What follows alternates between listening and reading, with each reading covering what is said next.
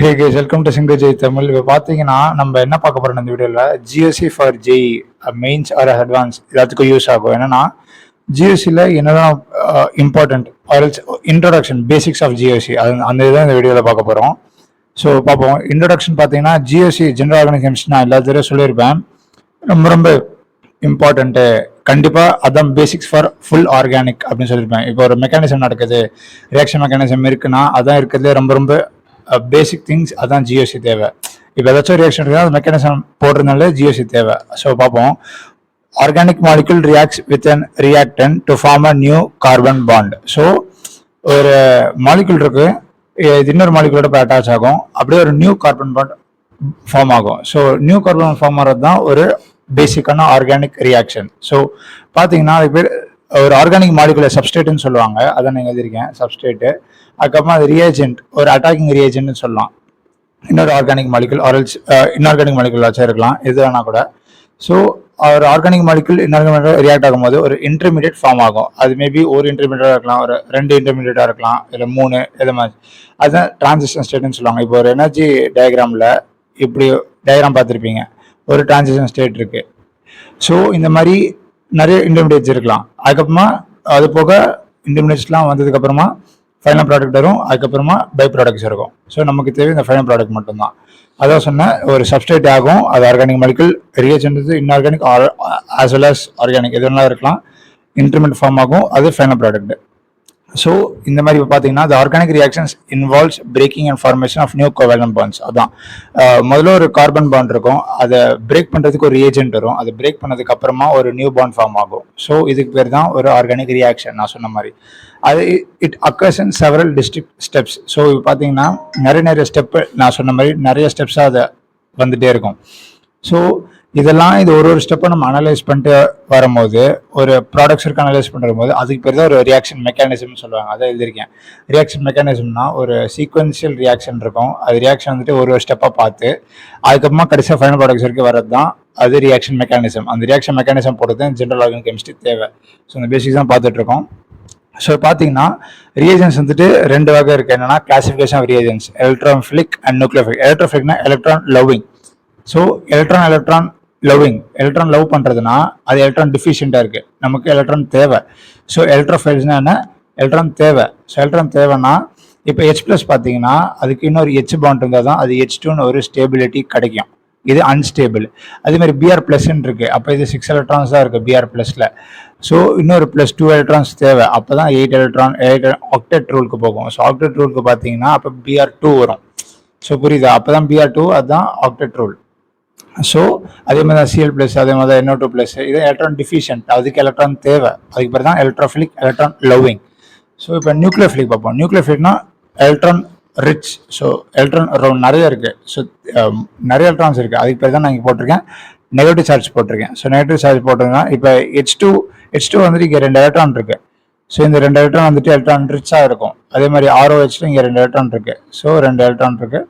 So அது electron rich. So அதிகமாக electrons தேவை, எலக்ட்ரான்ஸ் இருக்கு, அதை வந்துட்டு கொடுக்கும். புரியுதா, இது டிஃபரன்ஸ் கண்டுபிடிச்சிங்கன்னா எலக்ட்ரோஃபிலிக் அண்ட் நியூக்ளியோஃபிலிக். எலக்ட்ரோஃபிலிக்னா எலக்ட்ரான் லவ்விங், எலக்ட்ரான் தேவை, எலக்ட்ரான் டிஃபிஷியன்ட். நியூக்ளியோஃபிலிக்னா எலக்ட்ரான் தேவையில்லை, எலக்ட்ரான் அது கொடுக்கும், எலக்ட்ரான் ரிச்சாக இருக்குது. எதுக்கு கொடுக்குதுன்னா அதான் எலக்ட்ரான் நிறையா இருக்குது, அதனால அது கொடுக்குது. ஸோ புரியுது, அவ்வளோதான். Next types of organic reaction. Substitution reactions இருக்கும், அடிஷன் ரியாக்ஷன்ஸ் இருக்கும், எலிமினேஷன் ரியாக்ஷன்ஸ் இருக்கும். சப்ஸ்டிடியூஷன் ரியாக்ஷனில் அரோமேட்டிக் சப்ஸ்டிடியூஷன் இருக்குது. ஸோ EAS அடுத்தடுத்த வர வீடியோவில் அரோமேட்டிசிட்டி பற்றி நல்லா எக்ஸ்பிளைன் பண்ணுவேன். அதே மாதிரி அரோமேட்டிசிட்டி படிப்போம், electrophilic substitution reaction, electrophilic addition reaction, அந்த மாதிரி எலிமினேஷன் ரியாக்ஷன்ஸ், EAS, அந்த மாதிரி நிறைய அரோமேட்டிசிட்டி வச்சு படிப்போம். அரோமேட்டிக் காம்பவுண்ட்ஸ் பற்றி நிறைய படிப்போம். அதுக்கு பேர் தான் இந்த ஆர்கானிக் ஜிஓசிக்கு அப்புறம் அரோமேட்டிசிட்டி தான் வரும், நான் சொல்கிறேன். அந்த ஸ்டே டியூன், நிறைய வீடியோஸ் வந்துட்டு இருக்கு. நெக்ஸ்ட் அடிஷன் ரியாக்ஷன்ஸ் பார்த்தீங்கன்னா இப்போ CS2 டபுள் பாண்ட் இருக்கு. ஸோ இப்போ சிங்கிள் பாண்டாக மாற்றுறதுக்கு இது HBr போட்டிங்கன்னா ஒரு H இங்கே அட்டாக் ஆகும், ஒரு Br இங்கே அட்டாக் ஆகும். ஸோ ஃபைனல் ப்ராடக்ட் CH3Brன்னு வரும். ஸோ புரியுதா, இந்த மாதிரி தான் இது அடிஷன் ரியாக்ஷன் நார்மல். இது வந்துட்டு அடுத்து நம்ம ஹைட்ரோ கார்பன்ஸில் படிப்போம். இது மாதிரிலாம் சப்ஸ்டிடியூஷன் ரியாக்ஷன்ஸ் அது நார்மல், அதுவும் ஹைட்ரோ கார்பன்ஸில் படிப்போம். நெக்ஸ்ட் இப்போ எலிமினேஷன் ரியாக்ஷன்ஸ் இருக்கும். எலிமினேஷன் ரியாக்ஷன்ஸ் பார்த்தீங்கன்னா இப்போ CH3 CH2 Cl இருக்கு. இந்த ரியேஜன் இது வந்துட்டு ஒரு சப்ஸ்ட்ரேட்டு. இந்த ரியேஜன் போட்டிங்கன்னா இது சிங்கிள் பாண்ட்ஸ் டபுள் பாண்ட்ஸாக மாறிச்சு பாருங்க. இதுக்கு பேர் தான் ஒரு ஆர்கானிக் ரியாக்ஷன். ஸோ இங்கே HCl வெளியில் வந்துடுது. இது வந்துட்டு reverse of addition reaction. Elimination reaction என்ன நடக்குதுன்னா, இங்கே வந்துட்டு ரிவர்ஸ் ஆஃப் அடிஷன் ஆகுது, எலிமினேஷன் அதே HCl வெளியில் போயிடுது.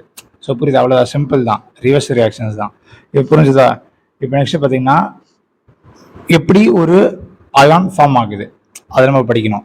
ஒரு கேட்டயானா இல்லை சார் ஆனயானா, கேட்டயானா பாசிட்டிவ் சார்ஜ், ஆனயானா நெகட்டிவ் சார்ஜ், அது எப்படி நம்ம ஃபார்ம் ஆகுது அதை நம்ம பார்க்கணும்.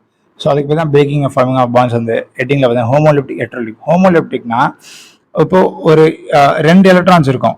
இப்போ ஒரு ஆட்டமில் ஒரு 2 ஆட்டம் ஷேர் ஆகிட்டு இருக்கு, RX இருக்குன்னு வச்சுக்கோங்களேன்.